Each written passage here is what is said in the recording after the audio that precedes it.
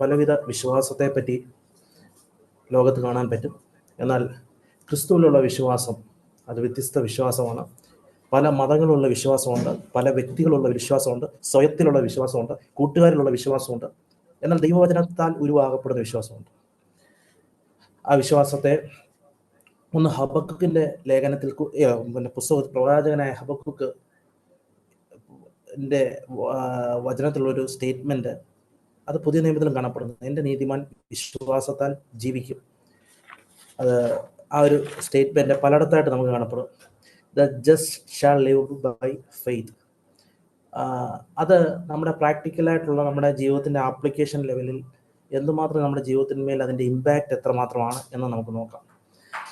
ഹബക്കുക്ക് പ്രവാചകനായിരുന്ന ഒരു കാലഘട്ടത്തിന്മേൽ അന്ന് യഹൂദ എന്നുള്ള രാജ്യമായിരുന്നു അവിടെ ഉണ്ടായിരുന്നത്. അവിടെ ഭയങ്കര പാപത്തിൻ്റെ അല്ലെങ്കിൽ അങ്ങനത്തെ ധാർമ്മികമായ അധപ്പതനം സംഭവിച്ചുകൊണ്ടിരുന്ന ഒരു കാലഘട്ടം. ആ കാലഘട്ടത്തിൻ്റെ ഒരു വല്ലാത്ത പോക്ക് കണ്ടിട്ട് അദ്ദേഹത്തിന് വിഷമമായി. അദ്ദേഹം ദൈവത്തോട് ചില ചോദ്യങ്ങൾ ചോദിക്കും. ഇത് അദ്ദേഹത്തിന് സഹിക്കാൻ പറ്റാവുന്നതിന് പ്രയാസമായി തോന്നി. ആ സമയത്ത് ദൈവം അദ്ദേഹത്തോട് കുറേ കാര്യങ്ങൾ സംസാരിക്കുന്ന ഒരു വിഷയമാണ് ഈ അന്നായിരിക്കുന്ന ദൈവത്തിൻ്റെ ജനമായ യഹൂദ രാജ്യത്തിലുള്ളവരെ ദൈവം വേറൊരു ആൾക്കാരെ കൊണ്ട് ശിക്ഷിക്കും. അത് ഇവരിലും ഒന്നുകൂടെ ഇച്ചിരി അധപ്പതിച്ചതായ അല്ലെങ്കിൽ കൽദയരായ അല്ലെങ്കിൽ ബാബിലോണിയപ്പെട്ട ഉള്ളവരെ കൊണ്ടാണ് ശിക്ഷിക്കുന്നത്. അതും അദ്ദേഹത്തിന് ഉൾക്കൊള്ളാൻ പറ്റുന്നില്ല ദൈവത്തിൻ്റെ വഴി. കാരണം ഇവരിലും ഒന്നുകൂടെ പറഞ്ഞാൽ ഇച്ചിരൂടെ കൊള്ളാത്തവരാണ് അന്നത്തെ ബാബിലോൺ അല്ലെ കൽദയ ആൾക്കാർ. പക്ഷെ അത് കഴിഞ്ഞിട്ട് അദ്ദേഹം അപ്പം ഹബക്കുക്കിന്റെ ലേഖനത്തിൽ ഇങ്ങനെ പറയുന്നുണ്ട്, അതായത് അവന്റെ ഹൃദയം അവനുള്ളിൽ അഹങ്കരിച്ചിരിക്കുന്നു എന്നൊക്കെ പറഞ്ഞുകൊണ്ട് സ്റ്റേറ്റ്മെന്റ് ഉണ്ട്. അതായത് ഹബക്കുക്കിന്റെ പുസ്തകത്തിൽ ഉള്ളൊരു 2:4 എഴുതിയിരിക്കുന്നു. അവന്റെ മനസ്സ് അവനിൽ അഹങ്കരിച്ചിരിക്കുന്നു. അതായത് ബാബിലോണിനെ പറ്റി പറയുന്നുണ്ട്. അത് നേരുള്ളതല്ല, എന്നാൽ എൻ്റെ നീതിമാനോ വിശ്വാസത്താൽ ജീവിച്ചിരിക്കും. അപ്പം അവിടെയാണ് ആ സ്റ്റേറ്റ്മെന്റ് കാണിക്കുന്നത്. അപ്പം പ്രൈഡ് അവിടെ ഒരു ഭാഗം കാണപ്പെടുന്നു. പക്ഷെ പ്രൈഡിന് എതിരായിട്ടുള്ളത് വിശ്വാസമാണ്. യഥാർത്ഥത്തിൽ പലപ്പോഴും വിശ്വാസത്തിന് എതിരായിട്ട് നിൽക്കപ്പെടുന്നത് ഒരു പ്രൈഡിൻ്റെ അനുഭവമാണ്. എന്ന് പറഞ്ഞാൽ പ്രൈഡ് കയറി കഴിഞ്ഞാൽ ദൈവത്തെ പറ്റിയുള്ള ഫെയ്ത്ത് കുറഞ്ഞു പോകുന്നത്, അല്ലെങ്കിൽ നിഗളം വന്നു കഴിഞ്ഞാൽ അത് വേറൊരു ഭാഗം. ഞാൻ അതല്ല എൻ്റെ സബ്ജക്റ്റ്. ഓക്കെ, ബൈബിളിൽ നമ്മുടെ ഇനിയും പുതിയ നിയമത്തിലോട്ട് വന്നു കഴിഞ്ഞാൽ നമുക്ക് കാണപ്പെടുന്നത് ഈ ഒരു സ്റ്റേറ്റ്മെന്റ് റോമാലേഖനം 1 നമുക്ക് വിശ്വാസത്തിന്റെ ഒരു സ്റ്റാർട്ടിങ് ഉണ്ട്. അത് ദൈവത്തിൽ നിന്നാണ്. നമുക്ക് വിശ്വാസത്തിൽ ഹീസ് ദ ഓതർ, അല്ലെങ്കിൽ ദൈവമാണ് വിശ്വാസത്തിന്റെ നായകൻ. ദൈവത്തിൽ നിന്ന് ഉത്ഭവിക്കപ്പെട്ട വിശ്വാസമാണ്. ഒരു ഓതറിന്റെ വിരൽ തുമ്പിൽ നിന്നാണല്ലോ ഒരു കാവ്യം അല്ലെ പോയം ഒക്കെ തുടങ്ങുന്നത് എന്ന് പറഞ്ഞ പോലെ ദൈവം നമ്മുടെ ജീവിതത്തിന്മേൽ ദൈവത്തിന്റെ വിശ്വാസ വചനം, രക്ഷയെപ്പറ്റിയുള്ള സുവിശേഷം ദൈവത്തിന്റെ കരുണയാൽ നമ്മളിലേക്ക് കേൾപ്പിക്കുകയും അത് നമ്മളിലേക്ക് വിശ്വാസം ഉരുവാക്കുവാൻ ഇടയായി തീർന്നു. ആ വിശ്വാസം അപ്പോൾ സ്റ്റാർട്ടിങ് ഫേസ് ദൈവമാണ്. അതിന് പിന്നെ ഒരു കണ്ടിന്യൂസ് ഉണ്ട്, ആ വിശ്വാസത്തിന് ഒരു കണ്ടിന്യൂറ്റി ഉണ്ട്, അല്ലെങ്കിൽ ഒരു തുടർച്ചയുണ്ട്. അത് കഴിഞ്ഞിട്ട് ലാസ്റ്റ് ഫേസ് കർത്താവിനോട് കൂടി ചെയ്യുന്ന അതിൻ്റെ ഒരു പൂർത്തിയാകുന്ന അവസ്ഥയുണ്ട്. ഇതിൻ്റെയൊക്കെ ഭാഗത്തൊക്കെ നമുക്ക് ഈ ഒരു ഭാഗം ഇതിനെപ്പറ്റി കാണപ്പെടും. റോമാലേഖനം 1:17 കാണപ്പെടുന്നു. അവിടെ പറയുന്നത് എൻ്റെ നീതിമാൻ വിശ്വാസത്താൽ ജീവിക്കും. അതിൻ്റെ തൊട്ട് മുമ്പ് പറയുന്ന ഭാഗം നമ്മുടെ രക്ഷയുമായി ബന്ധപ്പെട്ട ഒരു ഭാഗത്തിൽ പറയുന്നത് ദൈവത്തിന്റെ നീതി വിശ്വാസം ഹേതുവായും വിശ്വാസം മൂലം വെളിപ്പെടുന്നു. ഇംഗ്ലീഷ് പറയുമ്പോൾ from faith to faith, from faith. അപ്പം നമ്മുടെ ദൈവത്തിൽ നിന്നാണ് ദൈവത്തിന്റെ ആ വിശ്വാസ വചനം കേൾക്കുമ്പോഴാണ് നമുക്കൊരു ഫെയ്ത്ത് ജനറേറ്റ് ചെയ്തത്. അത് പിന്നെ നമ്മൾ ഇപ്പൊ കർത്താവിന്റെ ഒരു വചനം കേട്ടായിരിക്കും, പുത്രനിൽ നോക്കുന്നവന് യേശു ക്രിസ്തുവിൽ കൂടി മാത്രമേ നിത്യജീവൻ കിട്ടത്തുള്ളൂ. രക്ഷയെ പറ്റി വചനം കേട്ട് കഴിഞ്ഞിട്ട് ആ ഫെയ്ത്ത് കൊണ്ട് നമ്മൾ കർത്താവിലേക്ക് ആശ്രയിക്കുമ്പോൾ നമ്മുടെ ഫെയ്ത്ത് പിന്നെ ഇൻക്രീസ് ചെയ്യാറുണ്ട്. അങ്ങനെയാണ് ഇനിഷ്യൽ ലെവൽ ആ ഫെയ്ത്ത് വർക്കൗട്ട് ചെയ്യുന്നത്. അപ്പൊ ഇതൊരു അതിവിശുദ്ധ വിശ്വാസമാണ്. മറ്റ് മതങ്ങളിലുള്ള വിശ്വാസത്തിന് ജീവൻ വരിപ്പിക്കാൻ പറ്റത്തില്ല. പക്ഷെ ഇത് ദൈവത്തോട് അടുപ്പിക്കുന്ന, ദൈവത്തിന്റെ ക്യാരക്ടറിലേക്ക് കൊണ്ടുപോകുന്ന, ദൈവ കൃപ നമ്മളെ ജ്വലിപ്പിക്കുന്ന, ദൈവത്തോടുള്ള നിരപ്പ് കൊണ്ടുവരുന്ന, ദൈവശക്തി അനുഭവിക്കുന്ന ഒരു അനുഭവമാണ് ഈ ഒരു ഭാഗം എന്ന് പറഞ്ഞാൽ. അപ്പം എൻ്റെ അതിനകത്ത് ആ ഒരു ഭാഗത്ത് ഫ്രം ഫെയ്ത്ത് ടു ഫെയ്ത്ത്. അപ്പൊ അതിന്റെ സ്റ്റാർട്ടിങ് ഫേസിൽ എൻ്റെ നീതിമാൻ വിശ്വാസത്താൽ ജീവിക്കും. ഇനി അടുത്തതിന്റെ ജീവിതത്തിന്റെ ആ വിശ്വാസ ജീവിതം തുടങ്ങിക്കഴിഞ്ഞിട്ട് മുൻപോട്ട് പോകുമ്പോൾ ഗലാത്യ ലേഖനത്തിലും ഇതേ ഒരു സ്റ്റേറ്റ്മെന്റ് ഉണ്ട്, എൻ്റെ നീതിമാൻ വിശ്വാസത്തിൽ ജീവിക്കും. ഗലാത്യ ലേഖനത്തിൽ പല പ്രശ്നങ്ങൾ വന്ന ഭാഗത്ത് ഗലാത്യർ 3:11 ഇങ്ങനെ വായിക്കുന്നുണ്ട്. എന്നാൽ ന്യായപ്രമാണത്തിൽ ആരിന് ദൈവസന്നിധിയിൽ നീതീകരിക്കപ്പെടുന്നില്ല എന്നത് സ്പഷ്ടം, നീതിമാൻ വിശ്വാസത്താൽ ജീവിക്കും. ഗലാത്യ ലേഖനം എന്ന് പറഞ്ഞാൽ വിശ്വാസികളായവർക്ക് വേണ്ടിയിട്ട് അവരുടെ കണ്ടിന്യൂസ് ആയിട്ടുള്ള ജീവിതത്തിന്റെ പ്രശ്നത്തിൽ ചില ഡൗട്ടുകളൊക്കെ വന്നപ്പോൾ അവിടെ വിശ്വാസത്തിൽ ആശ്രയിക്കുവാൻ വേണ്ടി പൗലോസ് അപ്പോസ്തലൻ കൊടുത്തു. അപ്പൊ വിശ്വാസത്തിന്റെ കണ്ടിന്യൂറ്റിക്ക് വേണ്ടിയിട്ടും എൻ്റെ നീതിമാൻ വിശ്വാസത്തിൽ ജീവിക്കുന്നു എന്നുള്ളൊരു സ്റ്റേറ്റ്മെന്റ് ആണ് അവിടെ കാണപ്പെടുന്നത്. ഇനിയും അത് ആ ഒരു സ്റ്റേറ്റ്മെന്റ് തന്നെ നമുക്ക് പിന്നെ കാണാൻ എബ്രായ ലേഖനം 10:38 വരുമ്പോഴത്തേക്ക് പറയുന്നുണ്ട്, എൻ്റെ നീതിമാൻ വിശ്വാസത്താൽ ജീവിക്കുന്നു. എബ്രായ ലേഖനം 10:38 വരുന്നത്. പക്ഷെ അവിടെ അത് വിശ്വാസത്തിന്റെ പൂർത്തീകരണം അതിനോട് അനുഭവിച്ചുള്ള പിന്നെ ഭാഗങ്ങളൊക്കെ നോക്കുമ്പോൾ വിശ്വാസത്തിന്റെ പൂർത്തീകരണ ഭാഗത്തെ പറ്റി നമുക്കത് കാണപ്പെടുന്നു. അതിനോടുള്ള അടുപ്പിച്ചുള്ള വാക്കുകളാണ്, നമ്മോ നാശത്തിലേക്ക് പിന്മാറുന്നവരുടെ കൂട്ടത്തിലല്ല വിശ്വസിച്ച് ജീവരക്ഷ പ്രാപിക്കുന്നത്. നമ്മുടെ അവസാന ലെവലിനെ അവിടെ ആ വാക്യത്തോട് ബന്ധപ്പെട്ട് കാണപ്പെടുന്നു. അതിന്റെ തൊട്ട് മുമ്പത്തെ വാക്കിൽ പറയുന്നത്, ഇനി വരുവാനുള്ളവൻ വരും, താമസിക്കുകയില്ല. അതായത് ക്രിസ്തീയ വിശ്വാസത്തിൽ മാത്രമാണ് ഈ കർത്താവിന്റെ വരവിനോടും പ്രത്യാശയോടും കണക്ട് ചെയ്ത് ഈ വിശ്വാസം വെളിപ്പെടുന്നത്. അല്ലാത്ത ഒരു ലോക മനുഷ്യന്റെ ഫെയ്ത്തിൽ ഒരിക്കലും ഈ ഒരു ഭാഗം വെളിപ്പെടുകയില്ല. എന്നാൽ ദൈവം നമ്മെ ഏൽപ്പിച്ചിരിക്കുന്ന അതിവിശുദ്ധ വിശ്വാസത്തിന് ഒരു സ്റ്റാർട്ടിംഗ് ഫേസ് ഉണ്ട്, ഒരു കണ്ടിന്യൂസ് ഫേസ് ഉണ്ട്, അതിന്റെ ഫിനിഷിംഗ് ഫേസ് ഉണ്ട്. ഇത് വിശ്വാസത്തിന് നായകനും പൂർത്തിവെക്കുന്നവൻ കർത്താവാണ്. അപ്പൊ ഇതിലൊക്കെ ആ അതിവിശുദ്ധ വിശ്വാസത്തെ പറ്റിയാണ് ഇന്ന് സംസാരിക്കുവാൻ ആഗ്രഹിക്കുന്നത്. ഇനി അടുത്തത് കർത്താവിനെ പറ്റി നമുക്ക് കാണപ്പെടുന്നതും പിന്നെ നമ്മളെ ജീവിതം സംബന്ധിച്ച്, നമ്മുടെ വ്യക്തിപരമായ ജീവിതം സംബന്ധിച്ച് എബ്രായ ലേഖനം 12:2 he's the author of faith എന്ന് പറഞ്ഞാൽ വിശ്വാസത്തിന്റെ നായകൻ എന്ന് കാണപ്പെടുന്നു. ഇനിയും കൂട്ടുവിശ്വാസികളെയൊക്കെ നമുക്ക് കാണപ്പെടുന്നത്, സമയക്കുറവുകൊണ്ട് ഞാൻ സ്പീഡ് അല്പം വേഗത്തിൽ പോകാൻ ആഗ്രഹിക്കുന്നു. ഗലാത്യർ 6:10 കാണപ്പെടുന്നത് വിശ്വാസ സമൂഹത്തെ അവിടെ കാണിക്കുന്നത്, സഹവിശ്വാസികളെ ഇംഗ്ലീഷിൽ അത് കാണിക്കുന്ന ഹൗസ് ഹോൾഡ് ഓഫ് ഫെയ്ത്ത് എന്ന, അല്ലെങ്കിൽ ഹൗസ് ഓഫ് ഫെയ്ത്ത് എന്ന. ആകെ സഹവിശ്വാസികൾക്ക് നന്മ ചെയ്യുക എന്ന് പറയുമ്പോഴത്തേക്ക് ആ ഒരു കൂട്ടത്തെ ദൈവവചനം കാണിക്കുന്ന ഹൗസ് ഓഫ് ഫെയ്ത്ത് എന്ന, വിശ്വാസ സമൂഹം എന്നാണ് കാണിക്കപ്പെടുന്നു.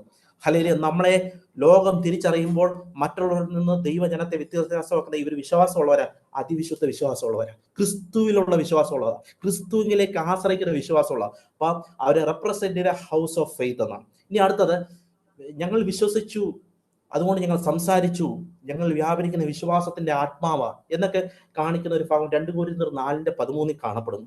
അവിടെ കാണപ്പെടുന്നത് വളരെ പ്രതിസന്ധിയായ പ്രയാസ ഘട്ടങ്ങളിൽ പോലും ഒരു ഭക്തൻ അവിടെ തന്റെ ജീവിതം മുന്നോട്ട് നയിക്കപ്പെടുന്ന ഭാഗം കാണപ്പെടുന്നു.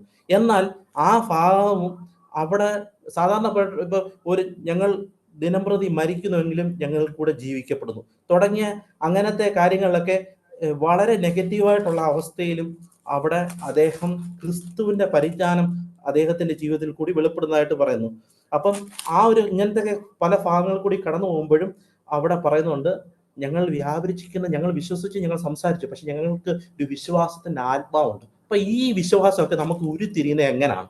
ദൈവവചനത്തിലേക്ക് നോക്കുമ്പോഴാണ്. ഈ ദൈവവചനത്തിൽ, കർത്താവിൽ ആശ്രയിച്ച ദൈവവചനത്തിൽ നോക്കുമ്പോഴാണ് നമുക്ക് ഈ ഫെയ്ത്ത് ഓരോ ദൈവവചനത്തിൽ കൂടി നമ്മളെ കർത്താവിനെ പോലെ തേജസ്സിലേക്ക് നയിക്കുവാൻ, കർത്താവിനെ അനുരൂപമാക്കുവാനുള്ള ആ ഫെയ്ത്ത് കിടക്കപ്പെടുന്നത് ആ ദൈവവചനത്തിൽ. അപ്പൊ ആ ദൈവവചനം നമ്മൾ അതിൽ വിശ്വസിക്കുകയും അത് സംസാരിക്കുകയും ചെയ്യുമ്പോൾ അതിനകത്ത് ഒരു വിശ്വാസത്തിന്റെ ആത്മാവ് മാനിഫെസ്റ്റ് ചെയ്യപ്പെടുക എന്ന് പറഞ്ഞാൽ ദൈവവചനത്തിന്റെ ഒരു എക്സാമ്പിൾ പറയാം.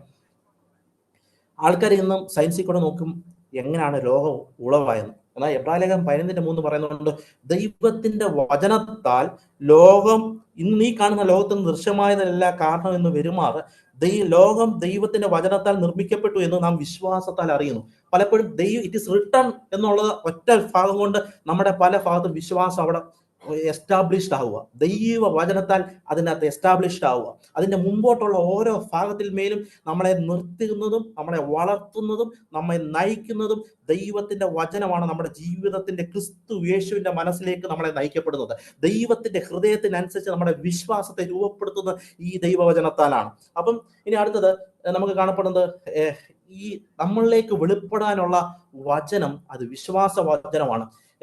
അത് റോമാലേഖനം 10:8 എന്ന് പറയുന്നത്, സുവിശേഷത്തിൽ കൂടി ഒരു മനുഷ്യനെ രക്ഷപ്പെടുത്തുവാൻ ഒത്തിരി സന്മാർഗങ്ങളോ അല്ലെങ്കിൽ ഒത്തിരി കാര്യം നന്നാകുന്നൊക്കെ പറഞ്ഞുകൊണ്ട് ആൾക്കാരെ നന്നാക്കാൻ ഒന്നും പറ്റാത്ത ഭാഗത്ത് പല ജയിലുകളിലൊക്കെ അല്ലെങ്കിൽ വളരെ തിന്മയായിട്ട് നടക്കുന്നവരിലൊക്കെ ഈ സുവിശേഷം അതിൻ്റെ ഒരു ശക്തിയുണ്ട്.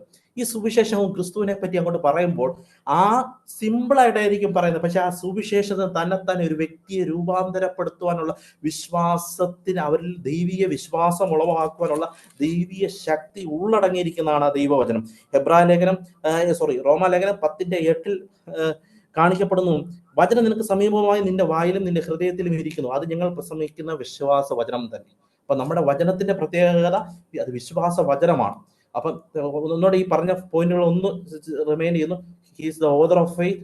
അത് നമ്മളെ കുറിക്കുന്നത് അത് ഹൗസ് ഓഫ് ഫെയ്ത്ത് എന്ന് പറഞ്ഞാൽ പിന്നെ ആ വിശ്വാസ സമൂഹമായി ആൾക്കാർ റെപ്രസെന്റ് ചെയ്യാനാണ് ദൈവം നമ്മളെ പറ്റി ആഗ്രഹിക്കുന്നത്. നമ്മളുള്ള ആത്മാവിശ്വാസത്തിന്റെ ആത്മാവാണ്. നമ്മൾക്ക് വെളിപ്പെടുന്നത് യേശുക്രിസ്തുവിലുള്ള ആ വിശ്വാസ വചനമാണ് നമ്മളിൽ കൂടെ മാനിഫെസ്റ്റ് ചെയ്തത്.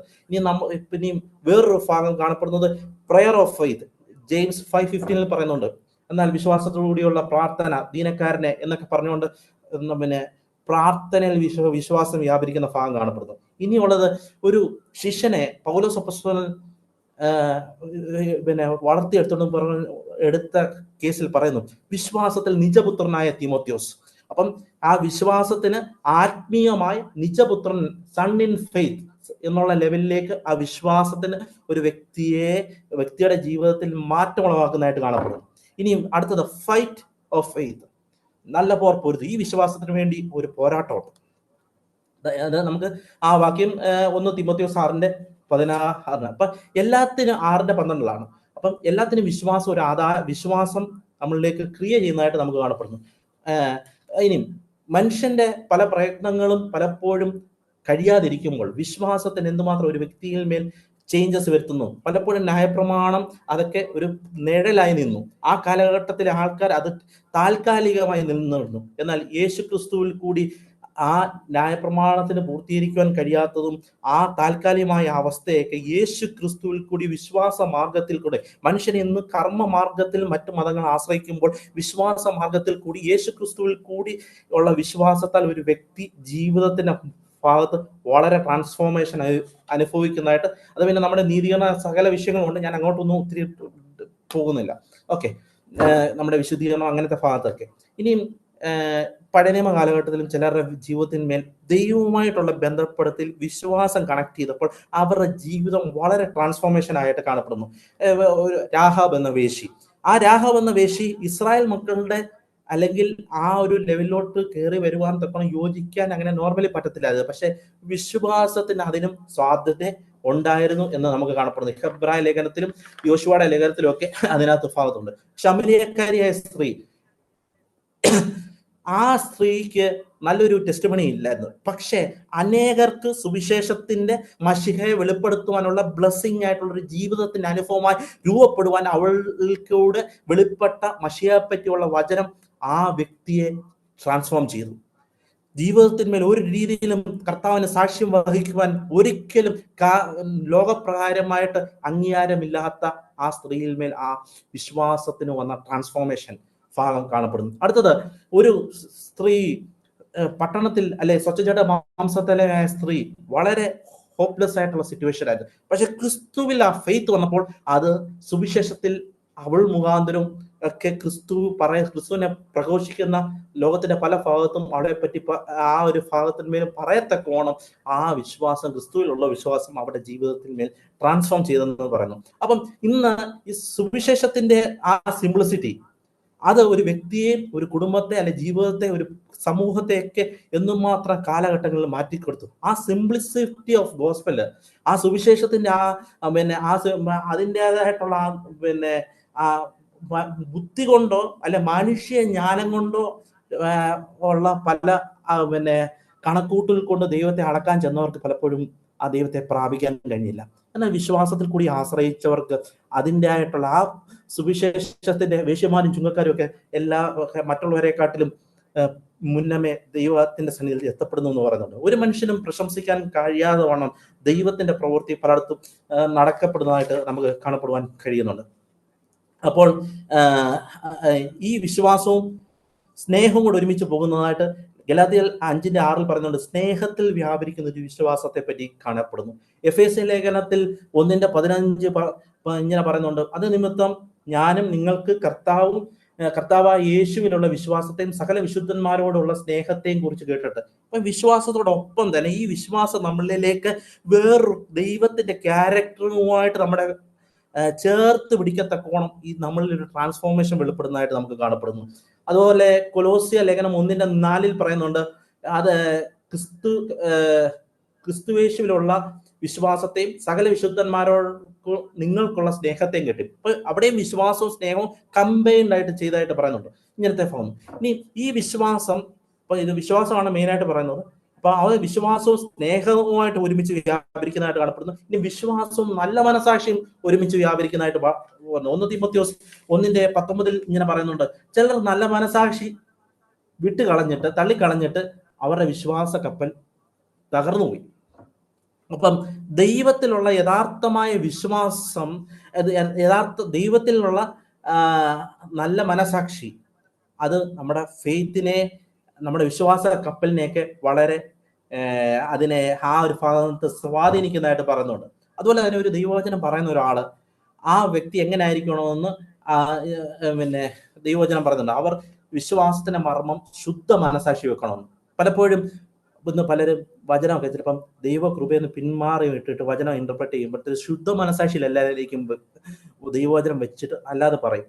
പക്ഷെ എന്തൊക്കെ തെറ്റായ വിപരീതമായ ഉപദേശങ്ങളാണ് അവരിൽ നിന്ന് പുറപ്പെടുന്നത്. അപ്പം വിശ്വാസത്തിന്റെ മർമ്മം വെക്കേണ്ട ശുദ്ധ മനസാക്ഷിയാണ്. അപ്പം മനസാക്ഷിയും വിശ്വാസവും വളരെ ബന്ധപ്പെട്ടുണ്ട്. സ്നേഹവും വിശ്വാസവും ബന്ധപ്പെട്ടതാണ് എന്ന് നമുക്ക് ഇവിടെ പറയുന്നുണ്ട്. അപ്പം പിന്നെ അതുപോലെ ഈ വിശ്വാസം നമ്മളിലേക്ക് ദൈവത്തിന് വേണ്ടിയിട്ടുള്ള ദൈവത്തിന്റെ പ്രവൃത്തി നമ്മൾ ഉരുവാക്കും.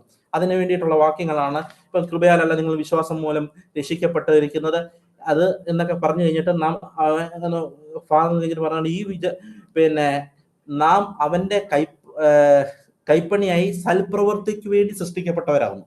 അപ്പം ഈ വിശ്വാസം ദൈവത്തിലുള്ള കൈപ്പണി നമ്മളിൽ വെളിപ്പെട്ടി സൽപ്രവൃത്തി നമ്മൾ ഉരുവാക്കുന്നു എന്ന് കാണപ്പെടുന്നു. കൃപയാലല്ല, നമ്മുടെ ആദ്യ ഫെയ്ത്ത് ആണ് വർക്ക്ഔട്ട് ചെയ്തത്. കൃപയാൽ ആ ഫെയ്ത്ത് വർക്ക്ഔട്ട് ചെയ്തിട്ട് അവസാനം വരുന്നത് ആ നമ്മളിലേക്ക് ആ ഫെയ്ത്ത് വർക്ക്ഔട്ട് ചെയ്തിട്ട് അത് നമ്മൾക്ക് ദൈവത്തിൻ്റെ ആയിട്ടുള്ള സൽപ്രവൃത്തി, നമ്മെപ്പറ്റി ദൈവം നമ്മെ ആക്കിയിരിക്കുന്ന കാലഘട്ടത്തിന്മേൽ എങ്ങനെ ക്രിസ്തുവിനെ പ്രകാശിപ്പിക്കണമെന്നുള്ള ദൈവ നിയോഗത്തിൽ കൂടി നമ്മൾ കൂടി ദൈവപ്രവൃത്തി വെളിപ്പെടും ഉരുവാത്തക്കണം. ആ ഫെയ്ത്ത് നമ്മളിലേക്ക്, ആ ഫെയ്ത്ത് ലീഡ് ടു ആക്ഷൻ. അത് നമ്മളെ മറ്റു മതങ്ങളൊക്കെ പ്രവർത്തിച്ച് നല്ലവന്മാരാകുന്നു. പക്ഷെ ഇവിടെ ഫെയ്ത്ത് ആണ് ആദ്യം വർക്കൗട്ട് ചെയ്യുന്നത്. ആ ഫെയ്ത്ത് അതിന് യോഗ്യമായ പ്രവൃത്തിയിലേക്ക് ഒരു വ്യക്തിയെ കൊണ്ട് നടത്തിക്കൊണ്ടിരിക്കുക. കാരണം ആ ഫെയ്ത്ത് വ്യാപരിച്ചിട്ടാണ്, ആ ഫെയ്ത്ത് ആണ് ആ വ്യക്തിയെ അതിനെ ആ എവിഡൻസ് ഓരോ ക്രിസ്തു നമ്മളുണ്ട് എന്നുള്ളത് ഓട്ടോമാറ്റിക്കായിട്ട് വെളിപ്പെടുത്തത്തക്കൊണ്ട് ആ ഫെയ്ത്ത് വ്യാപരിക്കാൻ തുടങ്ങും. വിശ്വസിക്കുന്നവർക്ക് വേണ്ടി ആ ദൈവപ്രവൃത്തിയുടെ ശക്തി എങ്ങനെ അടങ്ങിയിരിക്കില്ല, അത് വ്യാപരിച്ചുകൊണ്ടിരിക്കുക.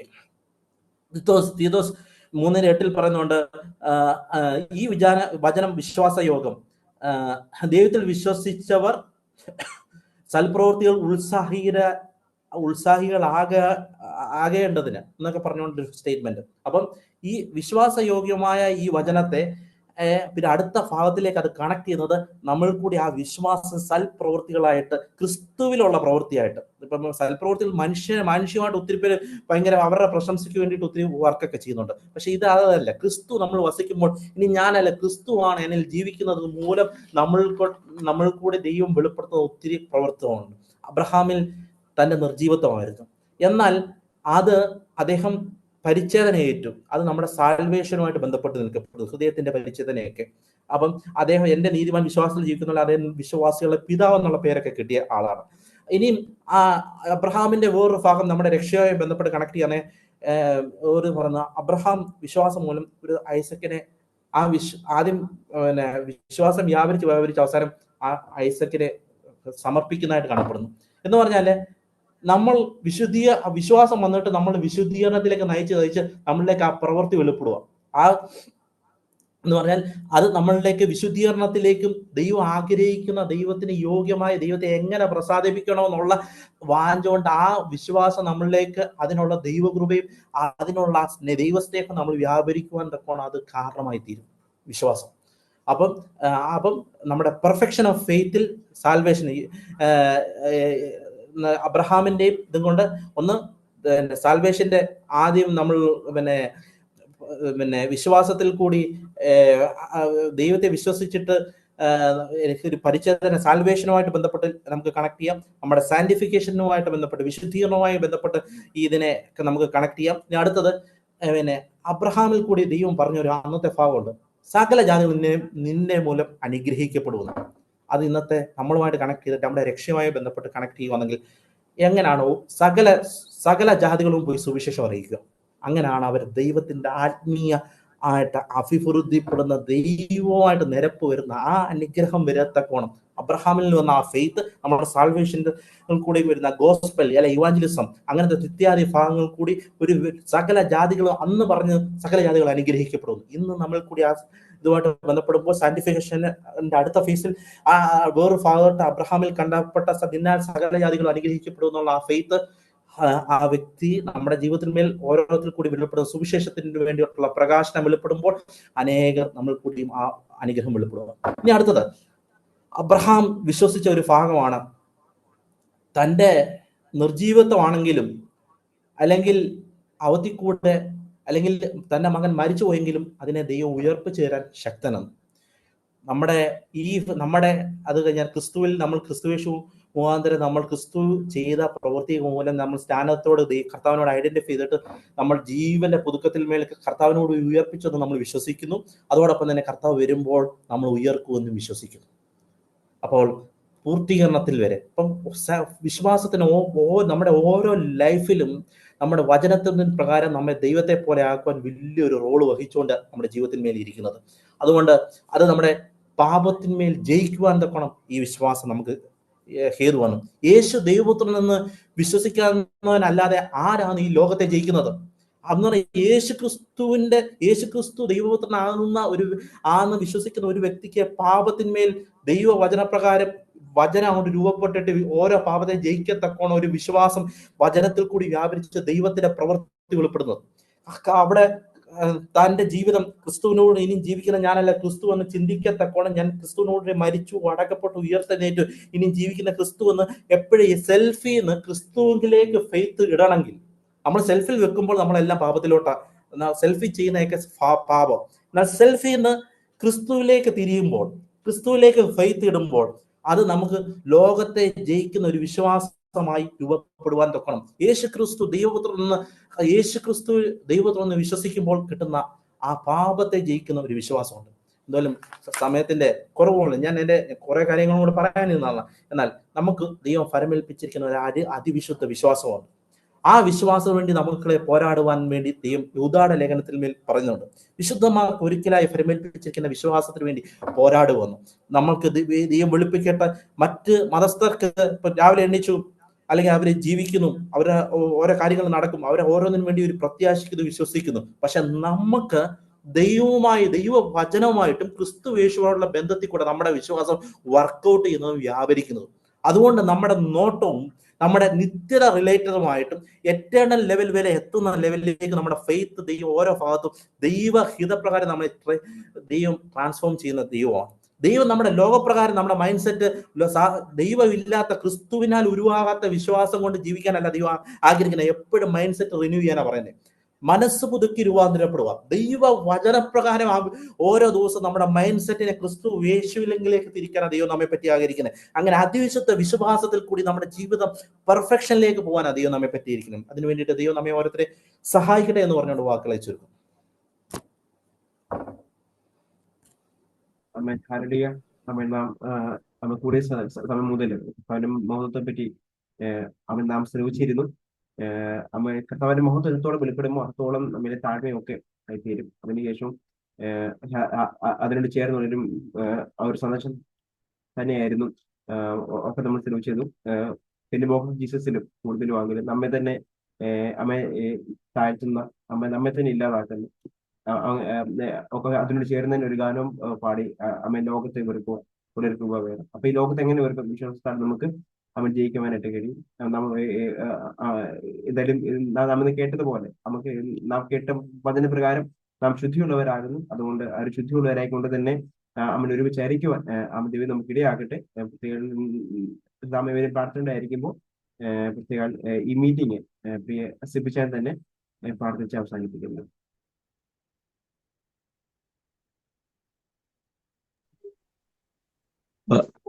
ഹല്ലേലൂയ, സ്തോത്രം. കർത്താവേ, ഞങ്ങളിന്ന് ഒരുമിച്ച് പ്രാർത്ഥിക്കുന്ന കർത്താവേ ദൈവമേ,